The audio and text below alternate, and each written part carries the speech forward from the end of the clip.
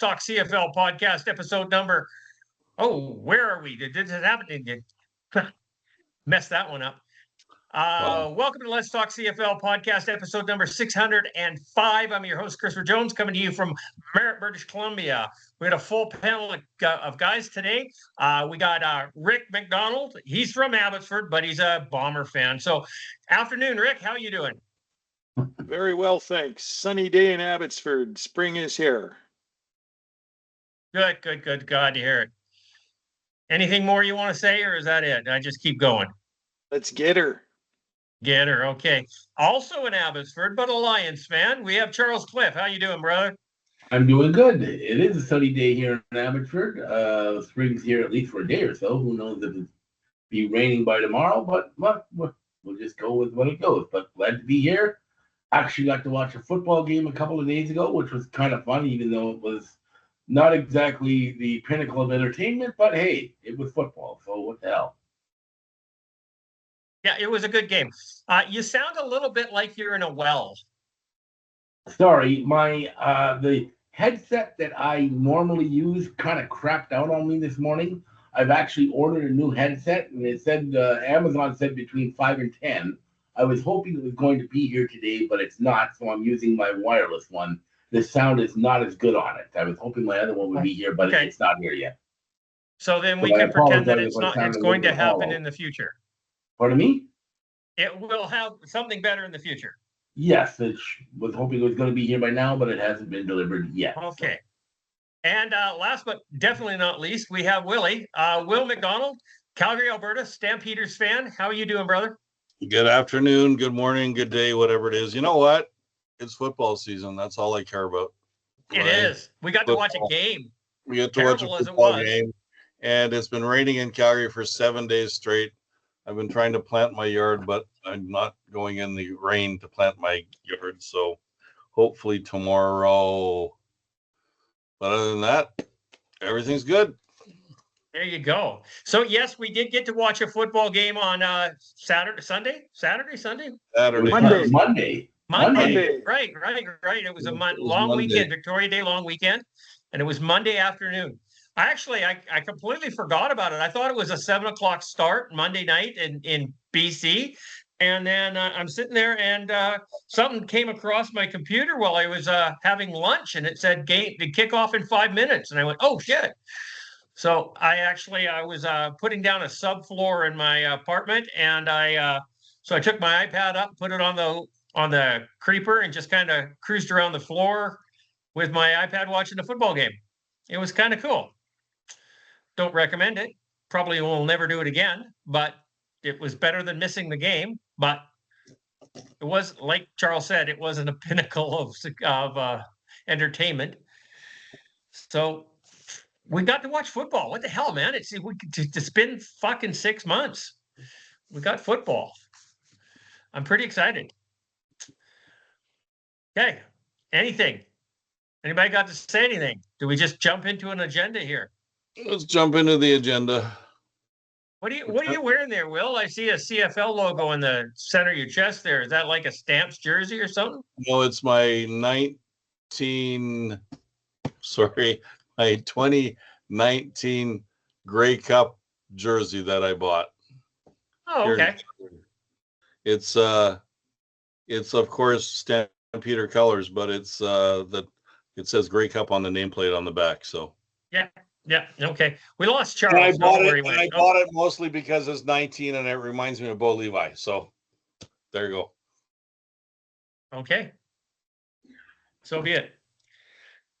Okay, so we have 5 takeaways from the Calgary Stampeders' 26-16 preseason win over the BC Lions. What are those 5 takeaways? Let's see what we got. PJ Walker. There's no question this team belongs to Vernon Adams, but now more than ever, the clubs recognize how valuable a backup quarterback is for success.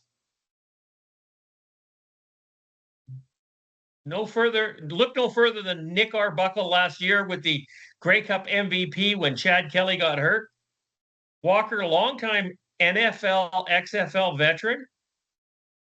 What do you think of him, Will? He played at least half the game, and then Bonner came in. Yeah, as you noticed, Steven Sparksman's comments were that he wasn't that great, but you gotta put him behind a number one offense to see how good he actually is, because who knows what that offense was? It could have been their number 4 offense, could have been offensive linemen that have no chance of making the team. He was rushed a little bit at times, and so he looked sort of okay. He hadn't played a football game in 542 days, so Played well under pressure because he was under pressure a bit. The Stampeders did not have a backup quarterback last year. Well, they did. He was the starter. His name was Jake Mayer. His name was Jake Mayer. Okay. So, and he couldn't be the second string on most teams in the CFL. So, PJ Walker is an improvement if he makes the team, because that's not, mind you, I think he will make the team, because I mean, they did sign him last year to 2 years after he came in at the end of the year. So there must be something there. This wasn't an off-season free agency signing. They found this guy late in the season and grabbed him. So yeah, I think they're going to keep him. But on the other hand, maybe they signed him because they didn't know they were going to get Vernon Adams. Right? It could be. So they didn't sign him to big money. So no, well, Logan Bonner, their third string last year, came in and he actually looked not bad. So I don't know. Who knows? Who knows? Okay. Charles, you got anything to say on that, on PJ Walker? What do you think of him? I didn't think he looked bad. I didn't think he did not have the most talented receivers, obviously, he was working with. He was 50%. I think there's something you build on that. I know Sparky was kind of down on him. I thought that was a little bit too harsh. This is really his first actual look at CFL action. And like Will said, the guy hadn't played in over 500 days. So I think you got to give the guy a little more time than one preseason game to just write him off. I think he's got potential there. I remember seeing him play in the XFL. He played very well in the XFL. So I think they need to see more of him before they can make any sort of judgment. And like Will just said, the quarterbacking was a massive weak spot for Calgary last year. So I think they've improved both at starter and backup. One thing I noticed about the game, and it's really, I'm not going to say hard for me to say this, but I actually didn't mind some of the calls that Dave Dickinson made out there. He actually put the team in a position to succeed. And he made some, what would I say, high-risk calls, which I don't know whether he did that because it was preseason or is he changing his very conservative football coaching style. Could be a little bit this and a little of that, maybe. Who knows? Yeah, it might be a little bit of both, and hopefully he has smartened up in his coaching, and he's going to make the team perform a little better this year. Right. I mean, we need a strong Calgary team in our division. It's just not. It's not good to have a weak Calgary and a weak Edmonton team. Yeah. Because nobody has any faith in Edmonton doing shit this year. Well, some people do, but nobody on this panel. No. Edmonton fans do. Yeah, shit. Saskatchewan fans think they're going to do it. Will, are you predicting the Calgary Stampeders to go 18-0 this season? No, I've never predicted that in my life. Oh, fuck off. I've never have. You want to go back? You want to go back over and over and over? Hear me out, dumbass. I used to predict that they'd go 20-0 every year. There's 2 exhibition games in there. Okay, yeah. I'm sorry. Okay, my bad. You're correct. You would go 20-0 and Grey Cup champions. And I noticed that you haven't done that the last couple of years. I believe they're going to go 20-0. They're 1-0 now, so. No, they're not 1-0. This doesn't count. Yes, Starts with 1. Starts with 1. This doesn't count. Anyways, I always if you- included exhibition games. If you're going to count preseason games, it should be 22-0. Well, no, I've always said 20-0 and I include the exhibition games. I don't care about the playoffs. You don't care about the playoffs? No. I thought the playoffs are kind of important. If they're 20-0, they're going to go all the way. So, anyways, continue on. Now, I got to bring Charles back in. He disappeared for some reason. I don't know what happened to him. My screen completely froze for some reason. I don't know why. So, okay. and then it just dropped off altogether. No, you're back. That's okay. So next up in the 5 takeaways is Damian Alfred, who was the first overall pick of this season's CFL draft. He was impressive. He made an amazing catch that bounced off the chest of the Lions defender, went up in the air, and he just one-handed it and brought it in. It's very impressive. But, you know, what else can you say? I mean, you got to do that consistently. I mean, we could call one a fluke. If he does this all the time, then we're going to go, whoa, whoa, whoa. There was another receiver in Calgary who made impressive catches as the first round pick many years ago. His last name was Durant. Okay, I know who you're talking about. Look how that turned out. Okay, so yeah, exactly. He's a Canadian receiver. He'll stick because he was the first round draft pick. He's made the team. They never cut first round draft picks. So they never cut them? Nope. Not till year two, you mean? Yeah, year 2, year 3. Okay. I mean, you guys stole Rice and John on us. Thank you for that. Okay. That did not work all that well. You guys stole Rice and John on us. Oh, yeah. And he's a spectacular receiver. As in spectacular, and he's 6'6" or something like that. His height's impressive. That's it. Anyways. Has trouble catching a cold, mind you. Sorry? I said has trouble catching a cold, but yeah, well, at least he's tall. Maybe he'll do better in BC. Once again, like Durant did in BC. Because he did do fine for about 6 or 7 games, didn't he? No, I thought he did. No, 6 or 7 minutes. Oh, yeah. Okay. He did not impress anybody in this town. Okay, number 3, the third person that they got in here is Max von Mollendorfer. Yep. He's Calgary native, 7th round native. pick. Calgary native. Mm-hmm. He had a sack or 2, I think. He had a sack and a fumble recovery. There you go. Which means nothing in preseason, but you do have to take advantage of your opportunities. Yeah, absolutely. Yep. You got to get noticed when you get a look. I think he was sixth overall or sixth round overall. I think. 7th. So yeah, 7th rounder. Like 7th rounder. So apparently he's a power lifter, quite a strong fellow. Okay. So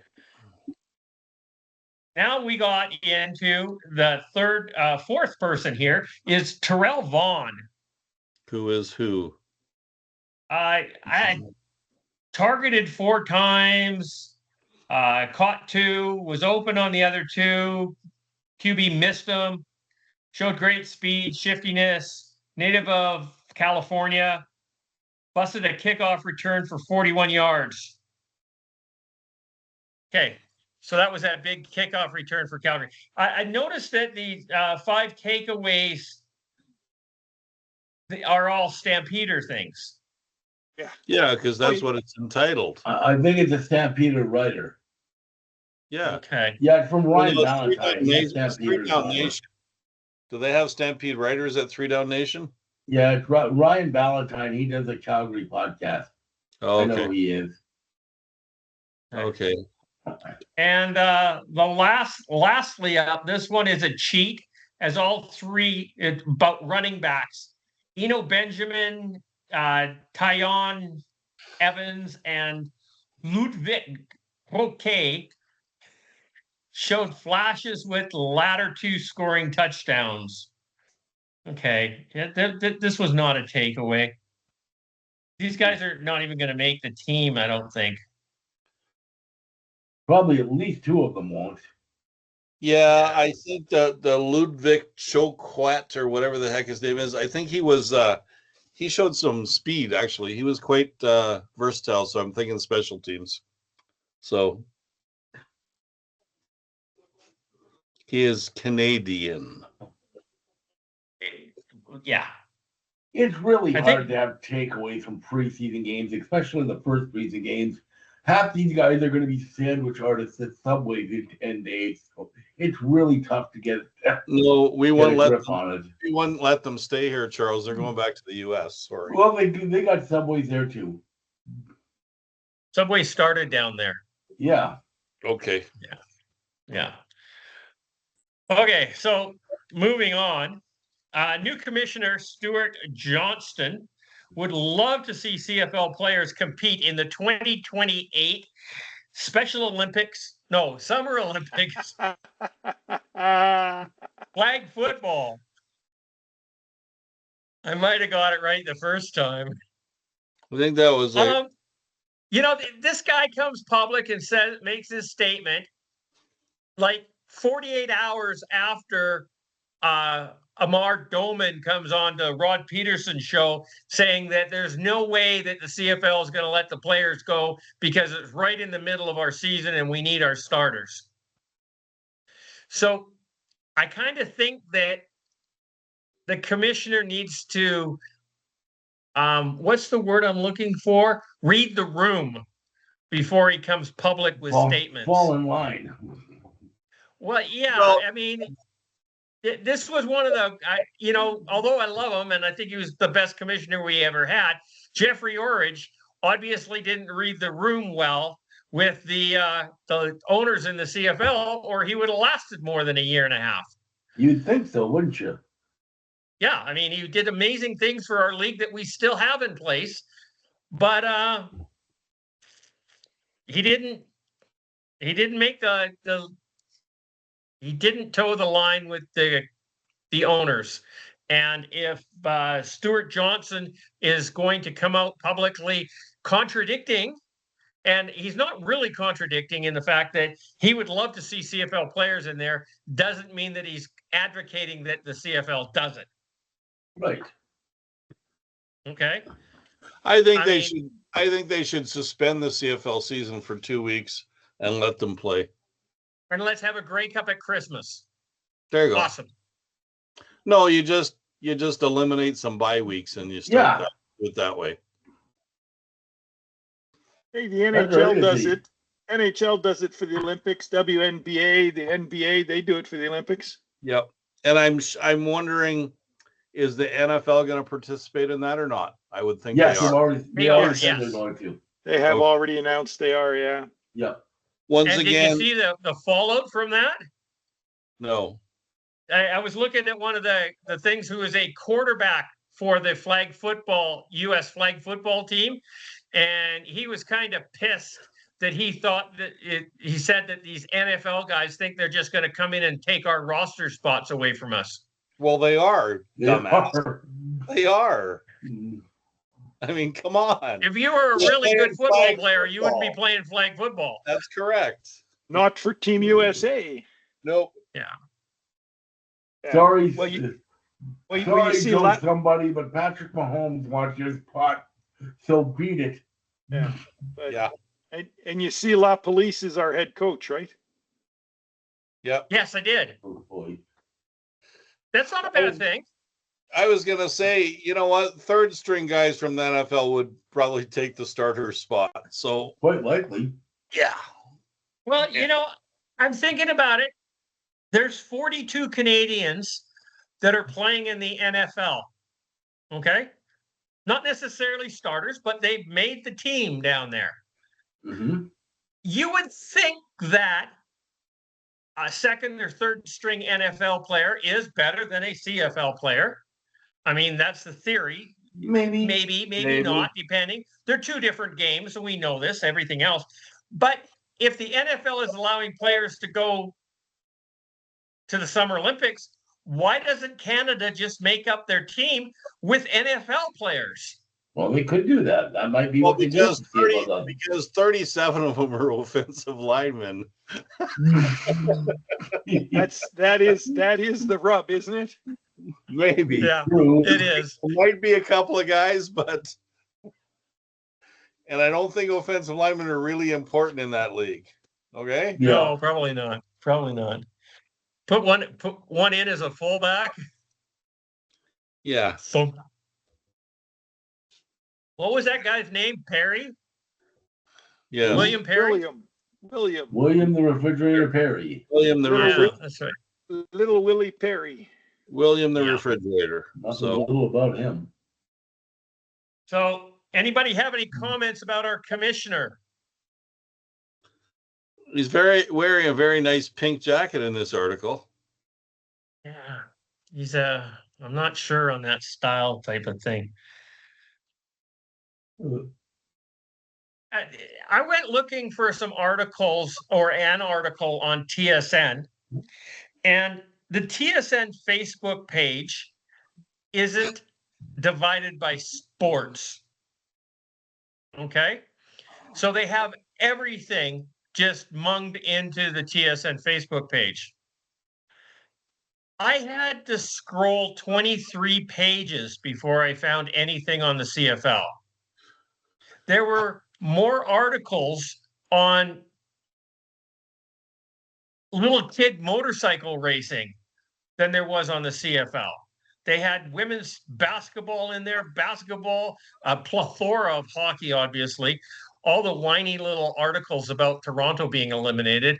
And it just went on and on and on and on. And I couldn't find any CFL articles. It was like 23 pages down before I found anything, and it was not good. I just go to the top. There's a line on the top. It says sports, where it divides everything by leagues, and the CFL is the third one down. Not on the Facebook page. Oh, on the Facebook page. Sorry, I thought you were talking. Well, I have the TSN app, and I can find it no problem. Yeah. Yeah, exactly. I mean, we could find it on the TSN app. We can find it on the TSN website.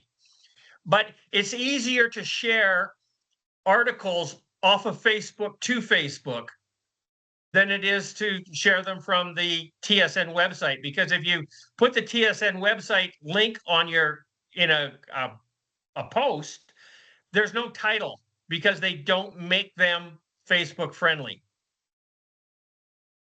CFL does. Okay. 3 Down Nation does, but TSN does not make them Facebook friendly. You actually have to type in the title or copy and paste it. So it actually was a little bit of a pain in the ass. And I did like 6 articles off the TSN page when I was doing it today, just because I was there and I found them. So you would think that they would want their material to be distributed. Or is this the reason why Justin Trudeau made this stupid rule that we can't share news articles? I don't know. That just drives me nuts that we can't do that. It's really stupid. I meant to ask you, Charles, and this is not football related, but we'll have to talk about this later. But I keep forgetting, and I never remember when we're around. Any revolutions or revelations, should I say, about Trump releasing all this JFK documentation for you and your group? There hasn't been any major bombshells, but there has been like little tidbits and stuff like that people didn't know about that have piqued some people's interest. Okay. So nothing earth-shattering. Honestly, because you have been following it, right? Oh, I have been. And honestly, I fully believe that if the United States government had a document saying Lee Harvey Oswald was a government agent, Trump release or not, it would never see the light of day. It would be burnt in some warehouse in Washington, D.C. years ago.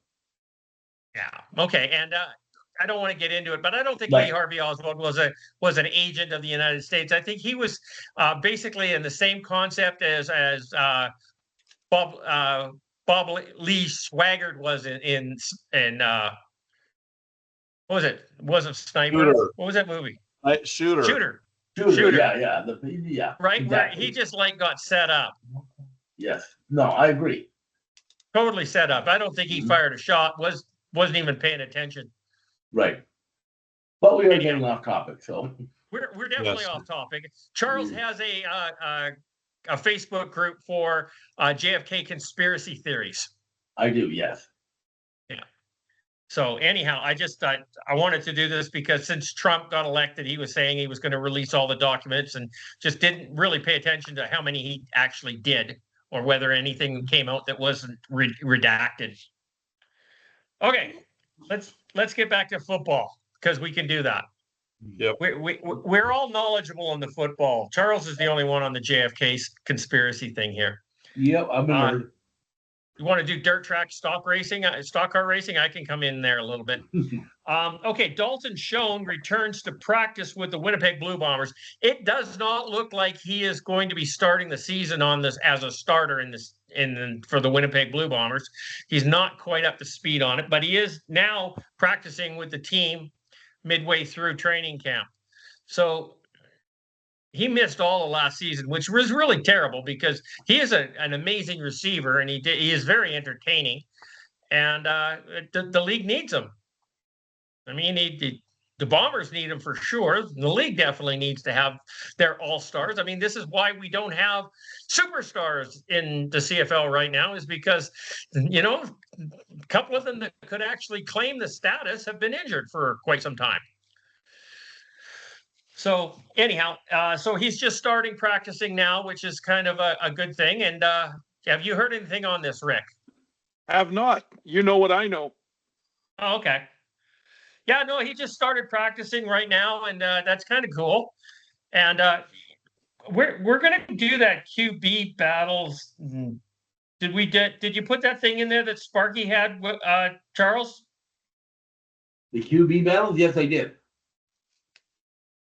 Okay. What thing did Sparky have?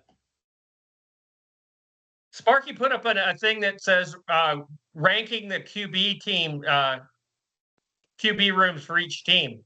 I don't know if that's the one because I put it in another one called QB Battles to Watch. It's similar, but it's probably a different article. Yeah. So I think I'll scroll up and find it because it's not that far back. I got ranking every CFL team's quarterback room ahead of the 2025 season. Okay. Keep going on to this one. What are we, Dalton Schoen? Anything else we got to say about Dalton? I mean, it's a good thing that he's coming back. I'm glad that he's not. We don't know what he's going to be like after missing over a season, and so be it. And another one is Chad Kelly. They say he's going to miss at least the first 2 weeks of the season. He's still injured from his breaking his femur and his tibia. I thought he had a date or something. Anyways, too bad. So sad. Bye bye. Yeah, well, he's still injured from his break in the Eastern Finals, and that's why Nick Arbuckle came in and won the Grey Cup. But anyhow, so yeah, he's going to miss at least the first 2 games. He's not practicing right now, so hard. Any quarterback that misses their training camp and the time with the receivers never really seems to get traction in the first half of the season. So I think this is really a step back for the Toronto Argonauts. No, actually not much different than it was last season because he missed the first 9 games with that suspension. But they did the Cameron Dukes experiment, and it didn't last very long. And then they went off to Nick Arbuckle, and then Chad came back, and they never really had a great season, the Argos did last year.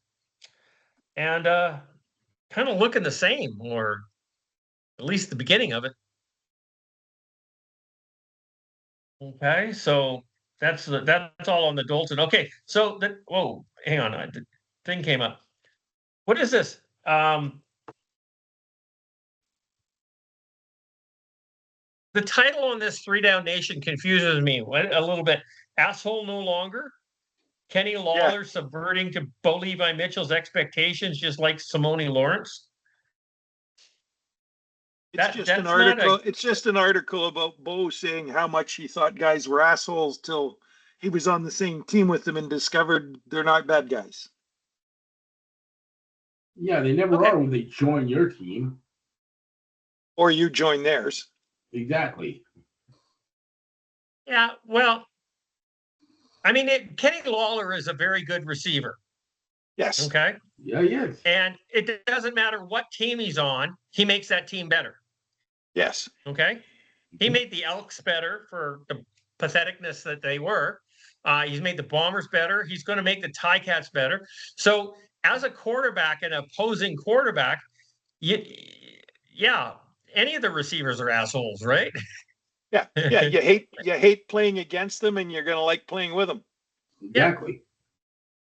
And I understand Bo Levi's comments about Simone Lawrence more than anything else, because as a very aggressive linebacker, Bo got to see him up front and personal a few times. So I'm guessing he didn't enjoy it either. No. But he's not even on the Ticats anymore. He's retired. Isn't he a coach now for the Ticats? He's public relations or something. Public relations guy. He's in the front office. Yeah, he's working for the team. Yeah. Yeah. Okay. Asshole no longer, Kenny Lawler. But what's his other guys? Geno Lewis, he's still an asshole. Okay. He's up in Ottawa and he's still an asshole. Okay, QB battles to keep an eye on in training camp. Oh, I don't want to accept cookies. Actually, I would love some cookies right now, especially some of those ones with the green butter. Okay.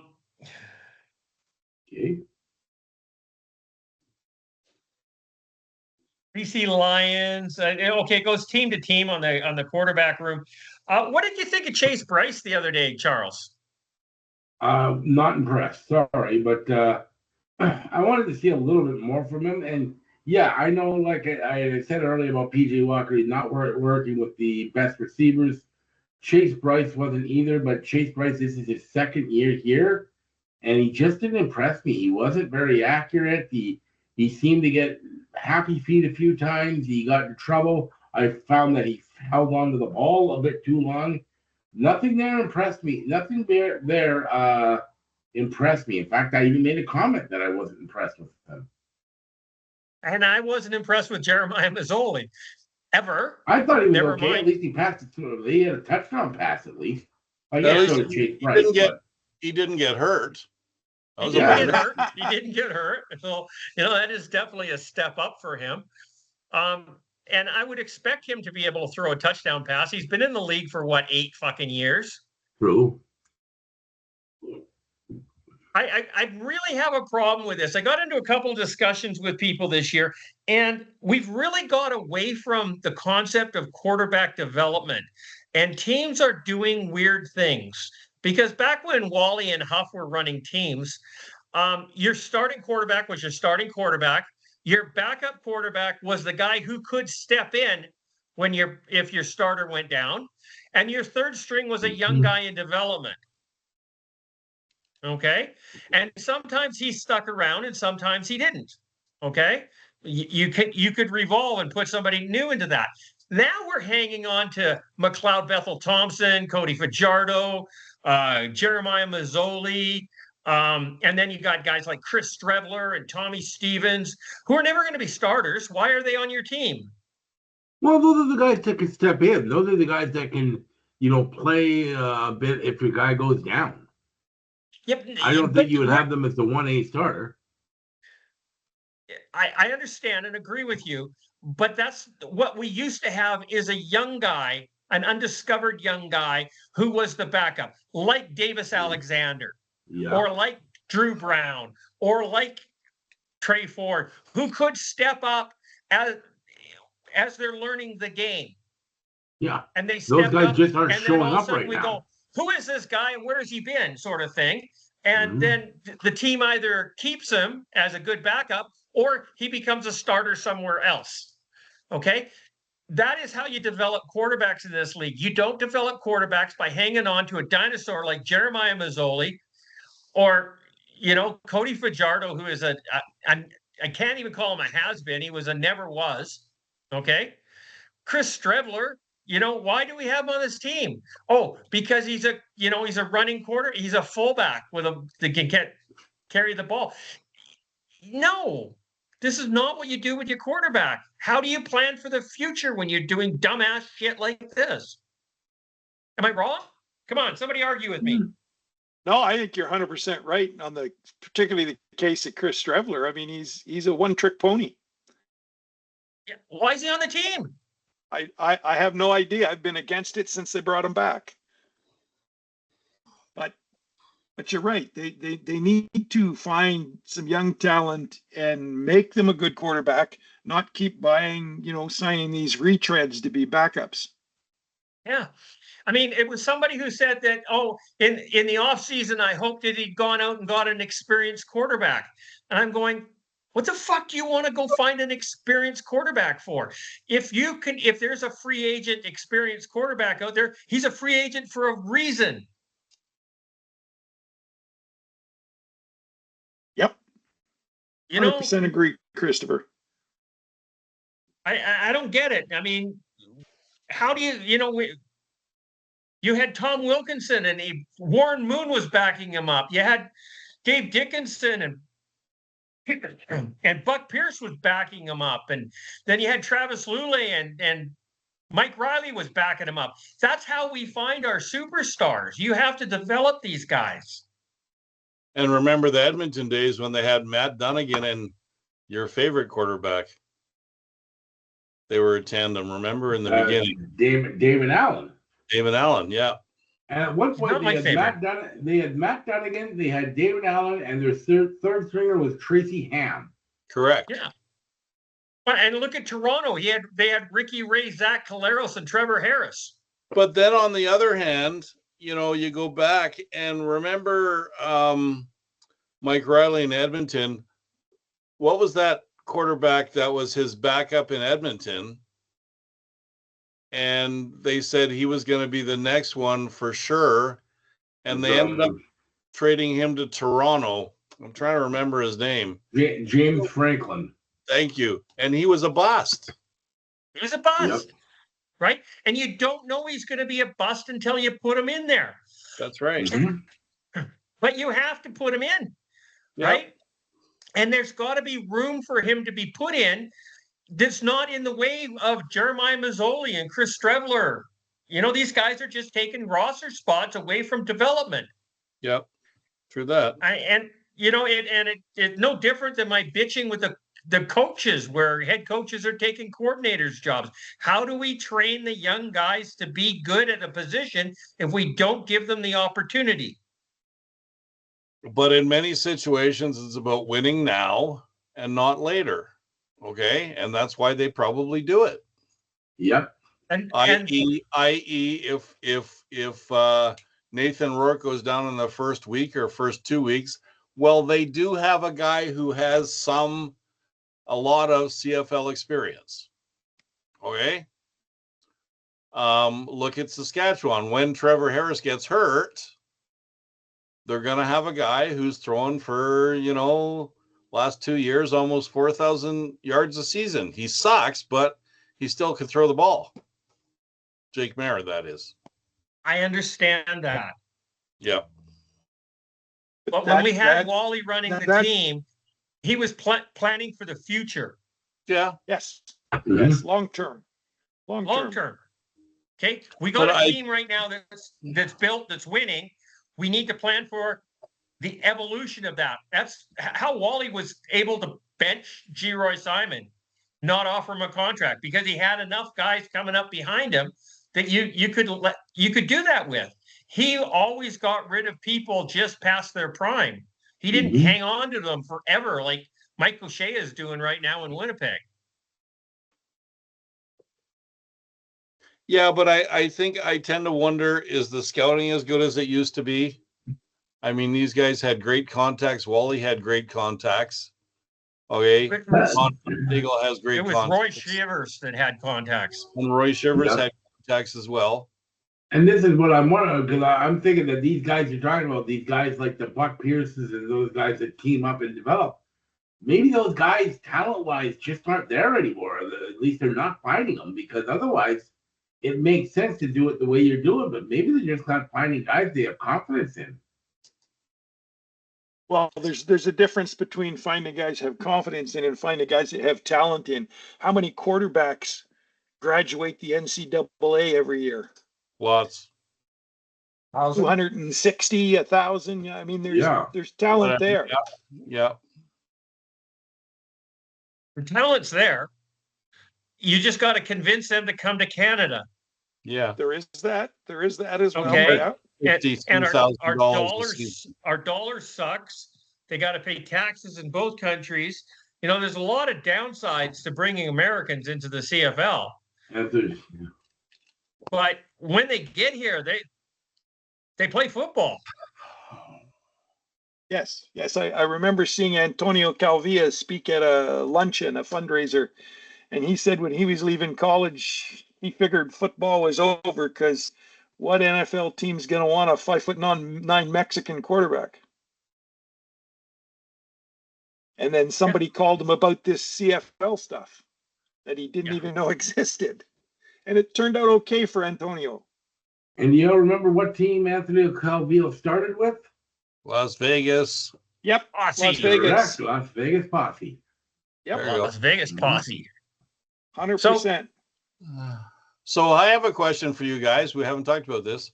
What did you think of Buck Pierce's debut? I know it was only an exhibition season, but one of the things that stuck out to me was BC had a truckload of penalties. That was the one thing I was going to say. Now, again, young guys, a lot of times that will happen with younger guys, but that's a little bit considering with the amount of penalties. Didn't have that many penalties. That's fair. Yep, that's fair. So, and everybody will say that penalties go back to discipline. Yep. And how much of a disciplinarian is Buck Pierce going to be? So we'll see. He's got a learning curve. He's got a learning curve too. Of course he does. 100% he does. If this was week 2 or week 3 of the CFL, and they had that many penalties, I would be barking about it. But preseason with players that aren't going to be on the team, they're taking dumbass penalties, and they're going to get cut because of it. Yep. Agree. That's on them. You can't blame the coach for that. No. But we'll see how it goes into the regular season. That's the other thing. 100%. Let's also toss this fact in here. It was preseason for the referees as well. Yep. True that. Mm-hmm. They're not game shape yet. No. Round is a shape. Actually, there was a young guy, I know his dad, he's been a CFL ref, and I think it was his first game reffing at the CFL level in that game at Starlight. So, yeah. Cool. We had that girl that couldn't find her flag. She was looking in all the different pockets, and it took her like 10 seconds to find it. Play's gone, and she's throwing flags up in the air. Yep. Yeah. Okay. So moving on, we're in the QB room right now with BC Lions and Jeremiah Mazzoli, Nathan Rourke, over to Edmonton, Trey Ford, Cody Fajardo. So Cody Fajardo is going to take the majority of the reps this weekend against the Calgary Stampeders. You get to see Cody up. Oh, you're not going to be there, Will. You could go down there and talk to him. You sure that Patty has to go to the football birthday party? Christopher, I've already tried. Okay, it's not gonna happen. Not gonna happen, eh? Shit. And on top of that, it's supposed to be raining, so I don't care. I made a sugar. Mm-hmm. And it's preseason. Yeah, it's preseason. But I've always liked going to preseason live because you can see all kinds of stuff. You do, and actually, we've said this, I don't know how many times on this show, but one of the best football games I've ever been to was the preseason game at Thunderbird Stadium in UBC. Yeah, you said that. I really enjoyed that. You guys were all drinking like fish. Nothing, Christopher. Well, yeah, but it was also because we were tailgating, so to speak, in the stands because we were all able to hang out with with all the buddies where we're sporadic. Our season tickets are all over the stadium. Yeah. Okay. So here's a good question. I've been arguing this one with a couple of guys online. Will a quarterback this season pass for 5,000 yards? Yes. Which one? Which ones is what One. You think more than one? Yeah, I'm thinking if Bo has the season he had last year, Bo. Hamilton's a better team. He's got a couple of new receivers with Kenny Lawler in there, and I think he could repeat that. Vernon Adams is going to have another good year.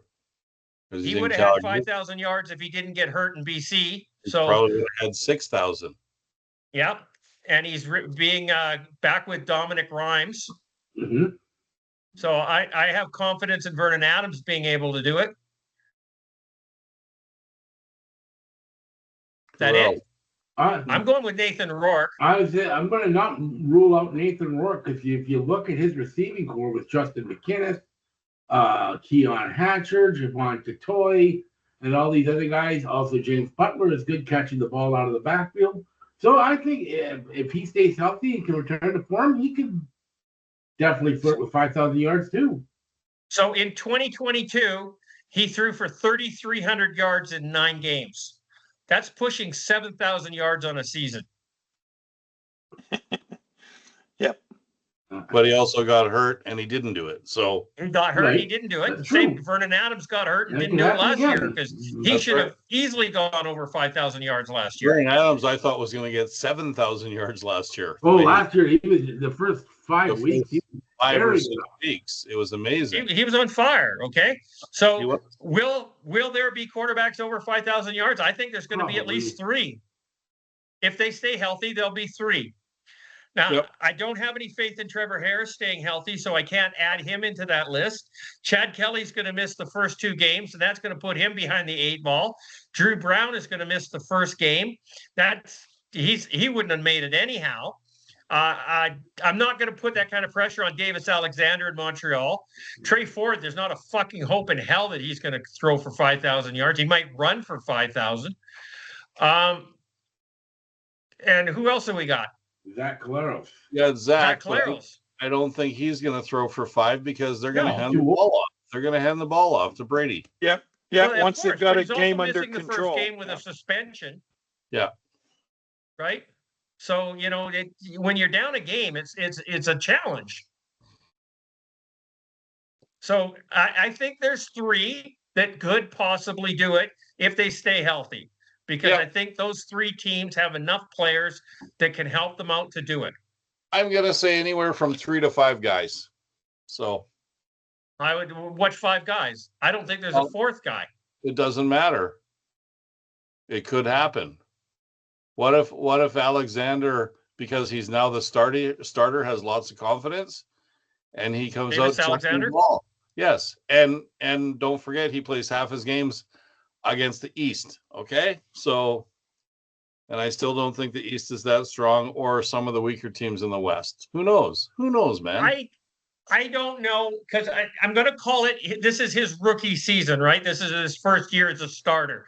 Yep. I don't know of any first-year starters out there that threw for 5,000 yards. But you just said Nathan Rourke was gonna, maybe, if he didn't get hurt. Not his first year. Well, it was his first year playing because he hardly played the year before. Like, you mean last year? No. You said 2020. What year? 2022 was it was his first year as a starter. Right. Yes. So this is not his first year as a starter. This is Alexander's first year as a starter. So yeah. I mean, yes, Nathan Rourke could have done it in his first year of a starter, but he didn't. No. Right. So I can't think of one that did. So it's possible. What were Doug Flutie's? I don't think the skill set of Davis Alexander and Nathan Rourke are equal. Mm-hmm. Okay, fair enough. I just don't think they are. That's awful mean of you to diss Nathan like that. Yeah. That was funny. Anyways. Ridiculous as it was. So Charles, what's your thoughts on here? You haven't said much. The three guys you mentioned, Nathan Rourke, Vernon Adams, and Bo Levi Mitchell, I could see them throwing for 5,000 yards. Davis Alexander, I'll put him in as a dark horse, mainly because as we said, it is his first full year as a starter. I don't see anybody else, any of the other five guys. Well, there's one other guy I could see doing yards. Who? If he has a good year, he's not going to win any games, but he can throw the ball. Jake Mayer. Well, I don't think he's going to throw for 5,000 yards. Trevor Harris could. Depends how much garbage time he gets. He'll probably get a lot. Yeah. If Trevor Harris stays healthy, he could do it. The odds of him staying healthy are 0. And there's not a fucking hope that Trey Ford is going to do it. But once again, you never know. Yeah, I do. No, you don't. You really don't. I do. There's no way Trey Ford is going to do it. You never know. There is a question out there: will he rush for 1,000 yards this year? Well, that's highly possible. Maybe because he can't throw the ball worth shit. So let's go back. Let's go way back, gentlemen. Let's go back to Matt Dunnigan, Tracy Ham, and the other guy I mentioned earlier, Damon Allen. They were running quarterbacks in the beginning, and they eventually learned how to throw the ball. Yes, they all did that. I mean, Matt Dunnigan, Dave Dickinson, Travis Lulay, Mike Riley, they all ran at the beginning, right? Mm-hmm. Yeah. This isn't the beginning for Trey Ford. It is more or less because he's now the starter. He's the number 1 starter in the CFL. And in Edmonton. Well, in Edmonton. But don't forget, they used to go back and forth with Damon Allen and Matt Dunnigan all the time. Mm-hmm. It's true. So you never know, man. You never know. And then but all those years where they had all the rushing yardage, they weren't anywhere near 5,000 yards. In rushing? No, they weren't. No, but even in passing yardage, they weren't that high because they were rushing more. It's just you never know. You never know. I think some of the guys that are starting this year, it's untapped. So you can't say that. I would say it with fairly good confidence. I mean, if you look at, and I know maybe after 2 or 3 games, you can say it with confidence. Gotta wait and see. Wait and see. Yep. And once again, you always talk about how guys get better. The first 4 games of the regular season are preseason, which is true as well. First 2, can't go 4. I mean, you think about, look at the Bombers last year. They were 0-5, and they looked like shit. And then boom, they lost another Grey Cup. It looked like shit. It looked like shit. They looked like shit right at the end, too. Yeah, they did. Yeah. Showed their true colors. Progressively got bigger pile. Yep. Yeah. Okay. There's our quarterbacks. He's one of the, I love this. He's one of the best to ever do it. I had if not the greatest. I was hoping you'd get to this. Because it's kind of funny. Keon Schaefer-Baker touts GOAT status for Trevor Harris as the best quarterback ever in the CFL. Ever. Guys, how many Grey Cups has Trevor Harris won as a starter? 0. Thank you. 0. So you don't even get in the GOAT discussion without a Grey Cup. Thank you. Did he even win one as a backup? I don't think so. Yeah, yes. He's back. Yes, Ottawa, Calgary, 2016. Backing up Henry Burris. Oh, he backed up Henry Burris in Ottawa, right? Yep. Yeah. Okay. Yeah. There's not a fucking hope. I mean, and my comment to this guy was really simple. These young receivers have never seen good quarterbacks. We've had terrible quarterbacks for so long that When was the last awesome quarterback in the CFL? Mike Riley. Mike When he was Riley in playing in Edmonton? 2018. Yep. Ricky Ray's been gone. You know, I can't throw him in there, but I got to, is Travis Lulay. We just have not had great quarterbacks recently. Can't disagree. Nope. I mean, Zach Caleros, great quarterback, but he hasn't. When was his last? 2021, they won the Grey Cup. 19. I mean, that was really the only good year that he had with the Winnipeg Blue Bombers. 2019. The only good year that Winnipeg had. 2019, when he came in at the end of the year, he was laser focused and he was amazing. So Yeah, but that was only a 100%, but it wasn't the whole season. It was only the last 3 games. It wasn't. It wasn't. Right? In fact, if you remember in 2019, we all stood on the podcast here. We all wondered when Mike Gaucher was going to be fired. Yep. Because the Bombers were playing terrible football that year. Well, they weren't playing terrible football, but they didn't have a quarterback. No, they didn't. They had what's his name, who I thought would never win a Grey Cup. What was his name, Rick? Oh, I know who you're talking about. Guy who was in Edmonton, then came to Calgary or came to Winnipeg, and was there for 3 or 4 years. Matt Nichols. Thank you. And then he hurt his elbow. He hurt his elbow. Yep. They would have never won Grey Cups with Matt Nichols. I guarantee it. No. There's not a hope. But Zach came in and he was on fire in the end of 2019. Yep. And he. Well, if you remember correctly, they were not supposed to win the Grey Cup. No. In 2019, it was all Hamilton. Yeah, they were considered the underdogs going into that game. That is correct. And Hamilton still hasn't won. And they killed them. Dane Evans was the starter, remember? Yep. Yeah. And then they beat the Hamilton 2021 in Hamilton. Yep. So, and then that was it. I mean, that was the end of Zach's career in 2021. Okay. Literally, I really thought he was going to win the Grey Cup in 2021 and retire. Yeah, but he can't afford to retire because he needs to go to the Super Bowls and hang out with the Kelseys. Okay. Yeah. In the press booth. He should be on their Visa card. In the press booth with your face. Don't you think Kelsey treats him? Yeah. I would think he does. You would hope so. Yeah, I would think so. I mean, his wife is a billionaire. His girlfriend has a few dollars in her pocket too. So yeah. I'm surprised she hasn't bought a football team.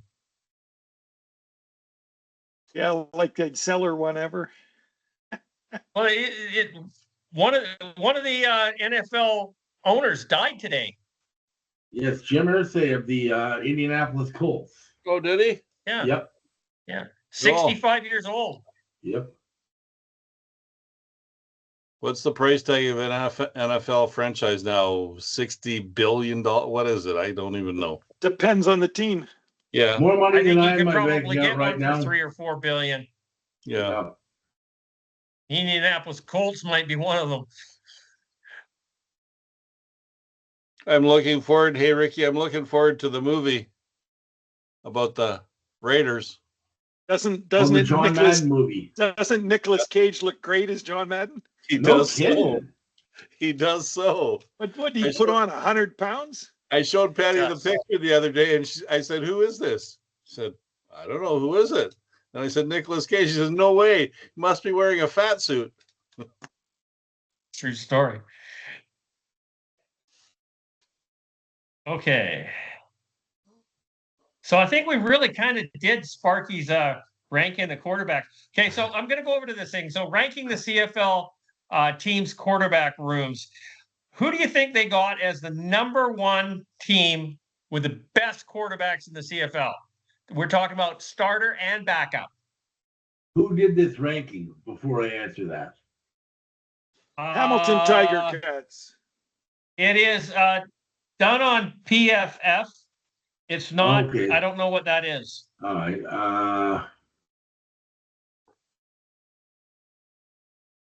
I'm going to say they're going to say Toronto. Okay, Willie. Are you reading it? No, I'm not. I was looking for it.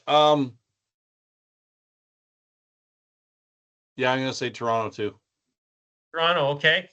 Rick went away, so I don't know where he I'm went. still here. I'm still here. So who do you think the number one ranking team with the quarterbacks are in the CFL today? I read that article. Okay, so then you know who it is. I know who they're picking, yeah. They picked Hamilton the Hamilton Tiger Cats. Tiger Cats. Did they? Oh, okay. Projected starter is Bo Levi Mitchell, with the backup being Taylor Powell. Number two. They got quarterback whisperer as their head coach. Mm-hmm. Yeah. Well, Scott Milanovich. Yep. I don't mind that. Number two is the Calgary Stampeders with Vernon Adams Jr. and PJ Walker. Boy, they've upgraded with. I don't put them at 2. Sorry. I guess you could argue. Number PJ three, Walker's too they have the experienced. Saskatchewan Roughriders with Trevor Harris and Jake Mayer. I guess you could argue. No. Number four, BC with Nathan Rourke and Jeremiah Mazzoli. Number five is Davis Alexander and McLeod Bethel Thompson in Montreal. I would have put them second, actually. Yeah, me too. Higher. I don't think I would have put Hamilton as number one, though. Probably not. Number six is Edmonton with Trey Ford and Cody. Oh, good Lord. Number seven is Zach Caleros and Chris Strevler in Winnipeg. Number 8 is Ottawa with Drew Brown and Dustin Crum. And number 9 is the Toronto Argonauts with Chad Kelly and Nick Arbuckle. Really? Chad Kelly, Grey Cup winner. Nick Arbuckle, Grey Cup winner. Cameron Dukes is a serviceable third stringer. They're 9? Yeah, I guess you could argue about that one.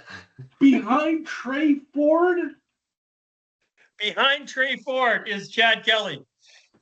Behind Drew Brown is Chad Kelly. Behind Zach Caleros. They're thinking just like me. They're thinking Trey Ford's going to throw for 5,000 yards this year. Oh, good Lord. Maybe if you add up the yardage from his interceptions, he might hit 5,000 yards. Well, you see here, when you write these things, you don't write them so everybody thinks they're correct and agrees with it. Well, otherwise, it'd be a little boring. PFF, I think, is a U.S. website, too. So take that for the grain of salt. Despite leading Winnipeg to the 5th consecutive Grey Cup appearance in 2024, Zach Caleros' worst since joining the Blue Bombers. Which is fair. Yeah. If you go by stats, that's fair. Zach Caleros on his worst day is better than most of these guys. Okay. But you put Edmonton ahead of Toronto, who won the Grey Cup 6 months ago, with Nick Arbuckle. Yeah, well, hey. What are you going to do? It's funny. It's funny because they're awful. These rankings don't make any sense. We'll see. That's why they're different, Charles. I don't know. Oh, look, did you see Sparky gave us a PDF with all of our predictions in it? Yeah. I saved it. Oh.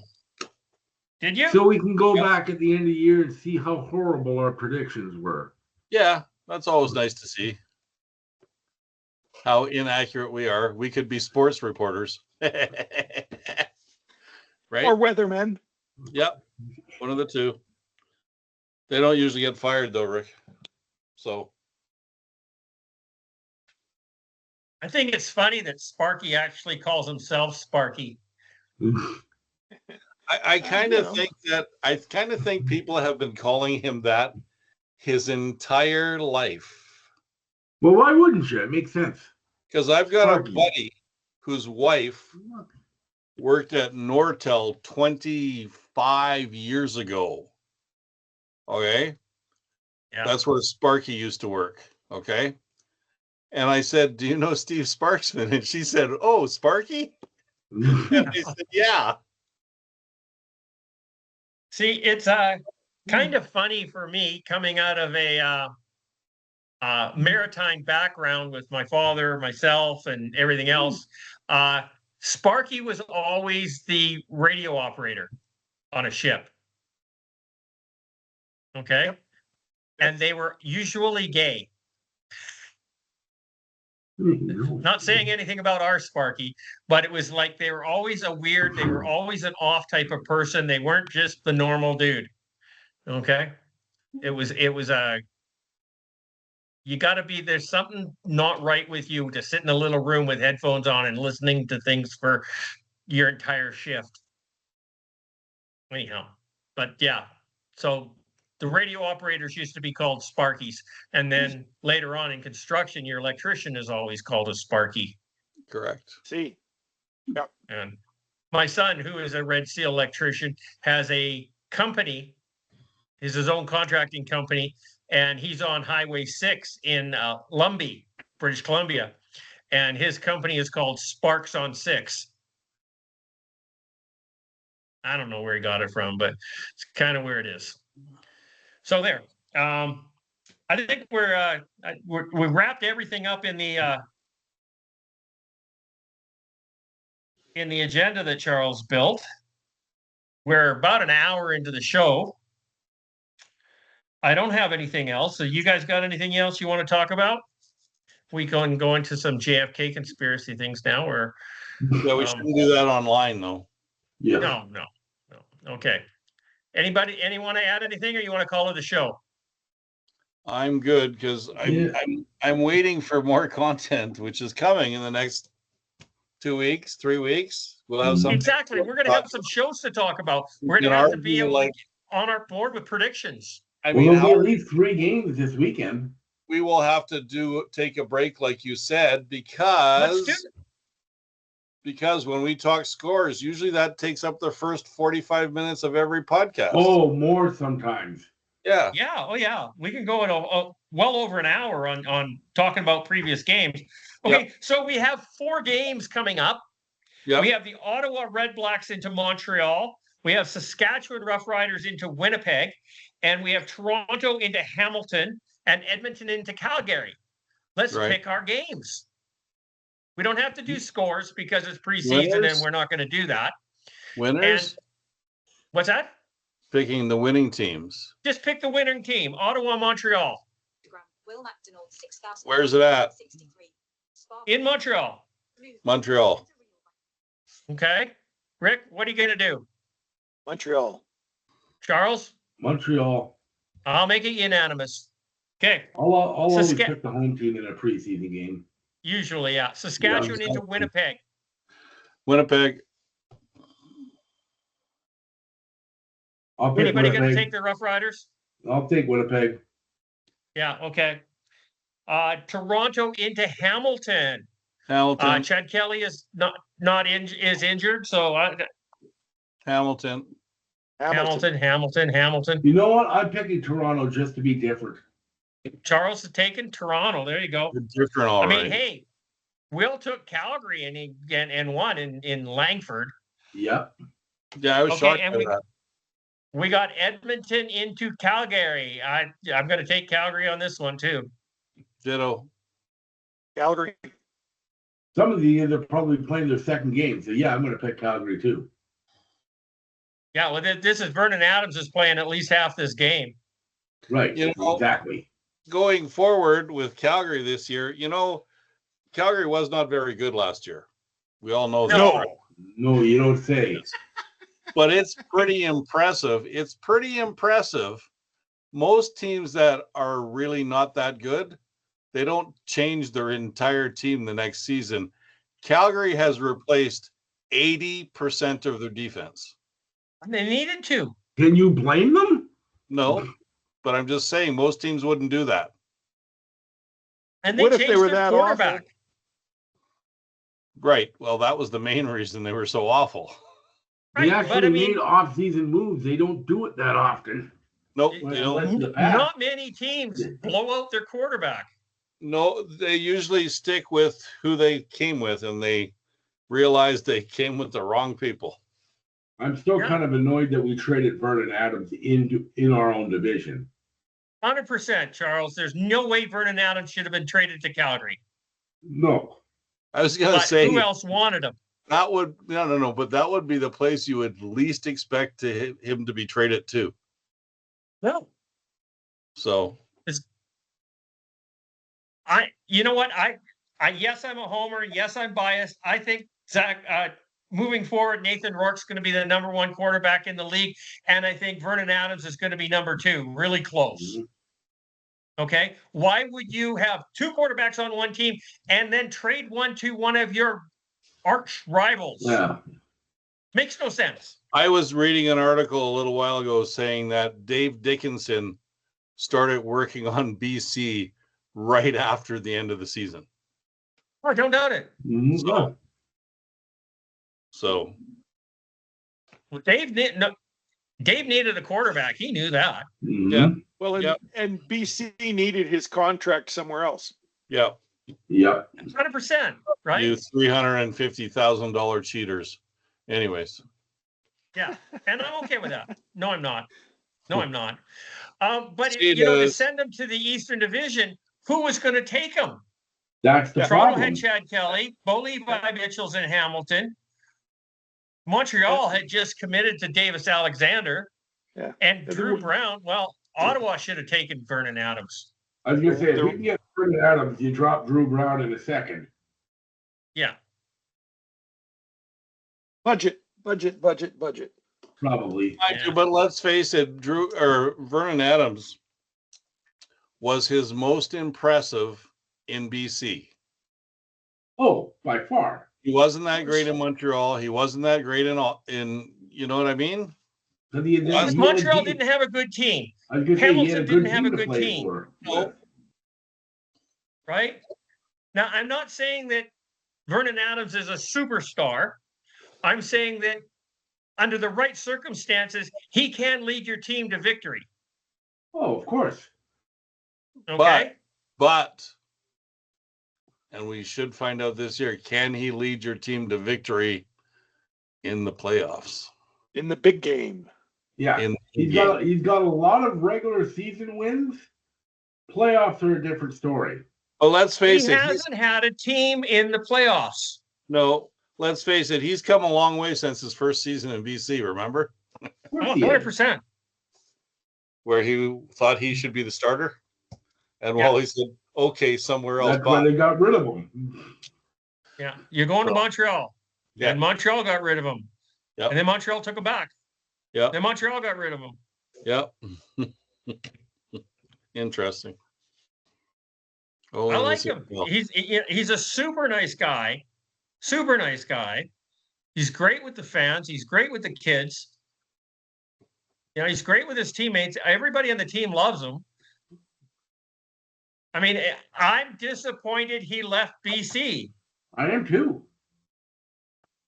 But you can't have Nathan Rourke and Vernon Adams. And I would take Nathan Rourke in a heartbeat over Vernon Adams.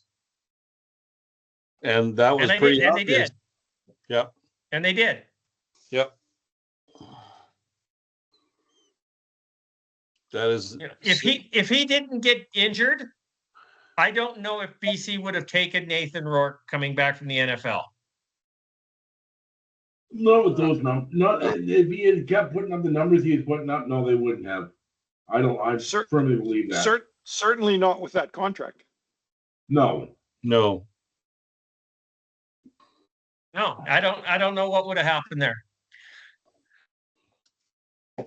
But I'm glad that it happened. It turned out okay, and we'll see if this season solidifies the situation. Yep. I am so interested. I have applied to get credentials to actually get down on the floor and photograph the games this year. Wow, good for you. Don't know if they'll give me any games, but we'll see. Is that going to happen, do you think? Or you don't know? Well, I know other guys that have been granted different games when there's room, they give out passes to freelancers. So. Oh, okay. Cool. I'm even going to see a Lions game in Alberta this year. So.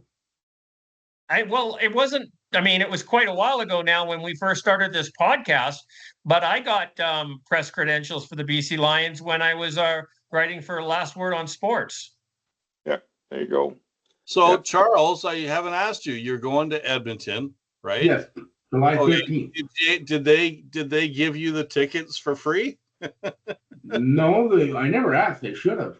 You should have asked, man. They probably would have given them to you. Mm-hmm. For the Elks? Yeah. Yeah. I'm a BC Lions fan. I'm coming to watch the game. Can I have free tickets? I don't know. Okay, guys. I'm going to shut down the show. So this has been Let's Talk CFL podcast episode number 605. I've been your host, Christopher Jones. We got to talk football. We got to watch football. It's exciting. We're going to have football coming up this weekend. We got football. The season's starting. We have football. It's awesome. Okay. Say goodnight, Rick. Good night, all you CFL fans. Things are starting to get exciting and everything will unfold and you'll find out how much bullshit we actually talk. Yes, and whether or not our bullshit's correct. Rubber's going to hit the road. Charles, say goodnight, my friend.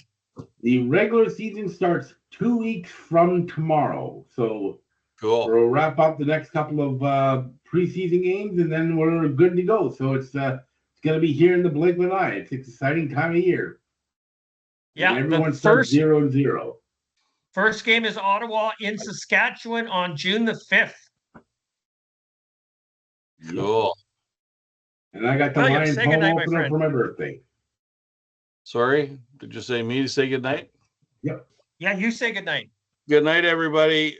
We will have exciting football in a couple of weeks. Right now, it's not that exciting. We have lots to talk about. We have football. I cannot wait for football. We have football. We do so. Go ahead. Hey, good night, guys. Good night.